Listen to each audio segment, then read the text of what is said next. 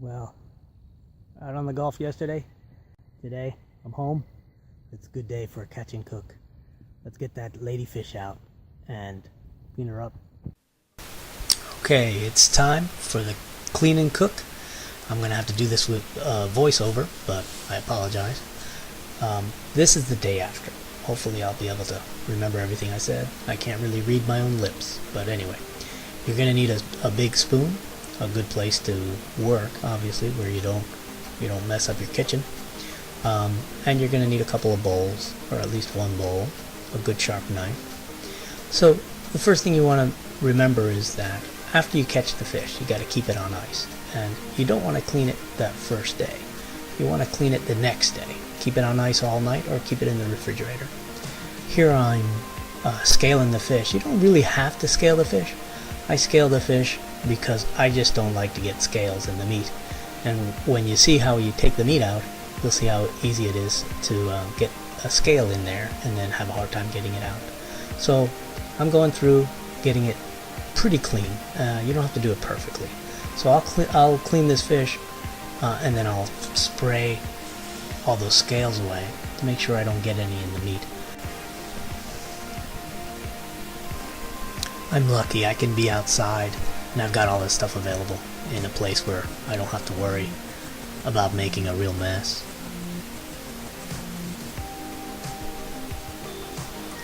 So you can see in the foreground the spoon I'm using. It's kind of like a big serving spoon, not giant, nothing special about it. It doesn't have a sharp edge or anything. It's just a standard kitchen spoon, kind of big though. So now you want to take your knife. It should be a good sharp knife, and I'm going to cut kind of a pseudo fillet. I'll cut part of the way down to the backbone, not all the way. You want to try not to cut into the stomach cavity. Here on this cut, you're going to see I cut a little too deep, but generally you want to stay a little bit high so that you get about half the meat in the body and half the meat stuck to the skin. So you can see here I've got it laid out. I try not to separate it from the body, so it's just one big piece, and it's a lot easier to be able to hold the body and then scrape away. And you can see you scrape against the bones with the spoon, kind of in a smooth motion. What I'm doing there is removing a piece of that stomach cavity that I shouldn't have cut away. And you can do that with just about anything. Sometimes you'll see a blood clot or a chunk of blood, but you can see it's pretty clean meat. It doesn't have any strong smell, and it doesn't have any oil or bloodline in it. And you just go through scraping. You don't have to be too delicate because those bones really stick to the skin, and so it's got a million pin bones, but you don't really have to worry about getting those out. So you can scrape even against the grain of the bone, and you'll see that you'll pull a lot of meat out of areas that you think don't really have a whole lot of meat. You can see the texture of the meat is sort of a paste. It's kind of translucent. I guess that's a little off-putting for some folks, but it simply looks like fish that's been already put in a meat grinder to make fish patties.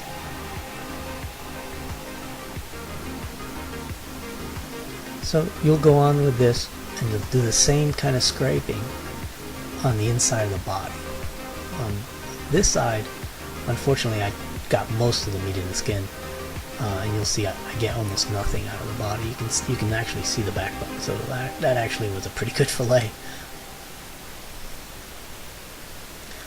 On this one, I cut through just about how I want to. You can see there's plenty in the body and there's plenty on the skin. And it's this exact same process. Scrape it away and just move it to your bowl. This is a really nice chilly morning, so I'm not too worried about keeping it on ice. If it was a warm day, I would probably have that bowl floating in some ice. You don't want to have the meat in ice because you don't want to get more water in the meat. You want to keep it nice and dry the way it comes out of the fish. You can see that's a nice big spoonful. And here I'm taking out probably a piece of blood. or maybe even a scale that sort of snuck in there.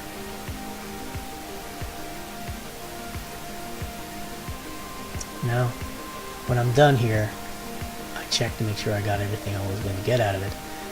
And now, I'll probably just throw this in the woods and give it to the raccoons to eat tonight.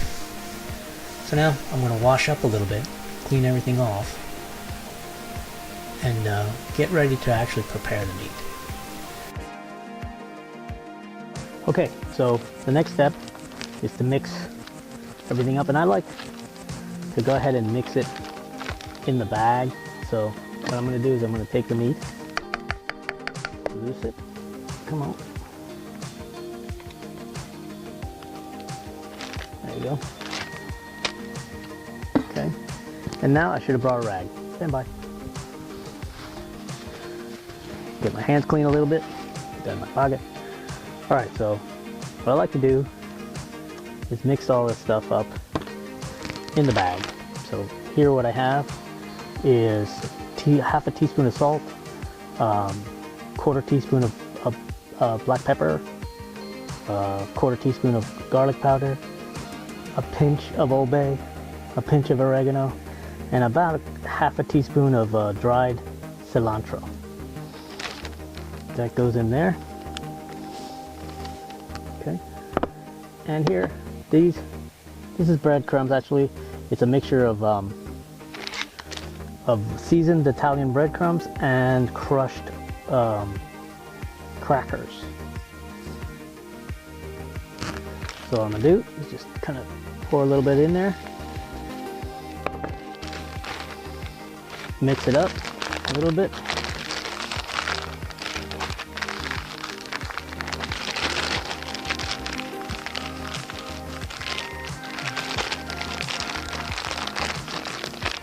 Okay, and I'll pour the rest in. And this is about a half, actually about a quarter of a cup. Now I saved a little bit just to put on the outside for when I fry it. The outside of the little patties. So we'll go ahead and mix this up.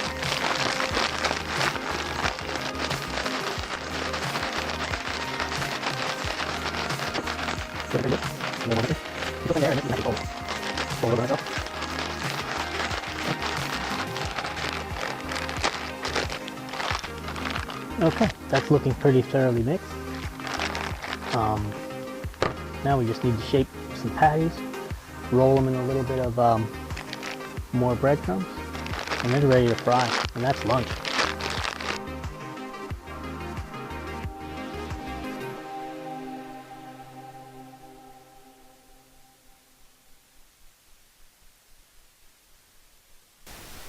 Well, we're back to no mic. So here, I'm just pulling out a clump of the fish meat and mixture, about the size of a small meatball, and shaping it like a finger or a fish stick, or maybe like a ham croquette or something like that. You can shape it any way you like it. You can just make one big giant patty if you want to. Making them kind of small first makes it easy to eat, so you got finger food, and you can use them in a dip. You can get a dipping sauce, and it just makes for easier fare. I try to make them equally sized, obviously.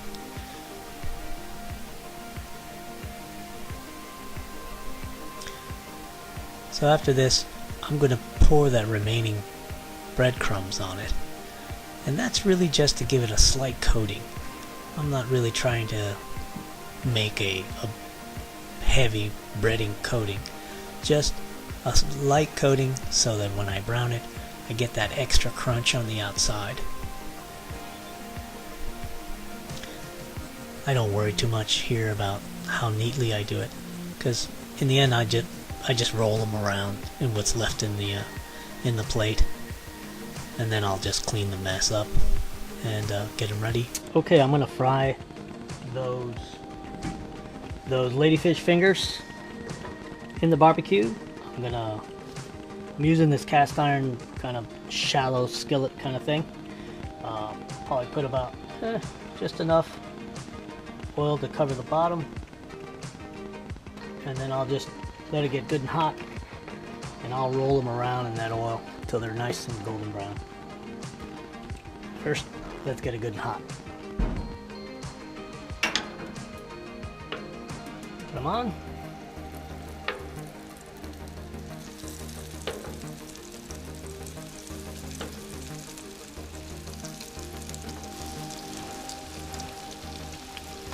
Alright, so now I'm just gonna let them toast.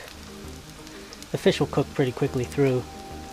I just want to get them nice and browned.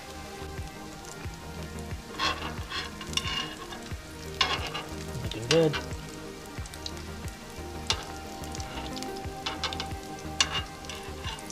Ladyfish actually turns out to be pretty mild. It doesn't have a really strong fish flavor. They're not oily. They're just kind of funky in that they aren't very firm, right? You can't get a fillet out of them.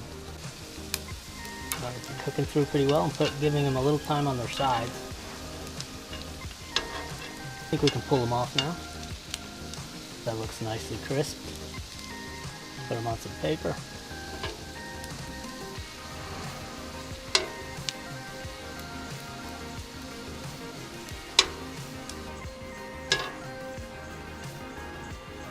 Alright, there it is. Now we just let it cool and take a bite. Well, I'm tired of waiting.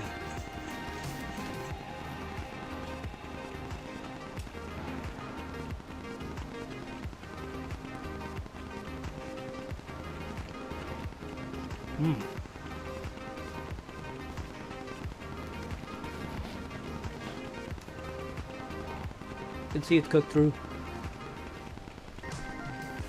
It's like fish McNuggets. Really tasty. I like putting a little bit of honey mustard on them, but put your favorite condiment. They're really good. Give it a shot. You catch a bunch of ladyfish anyway. Thanks for watching.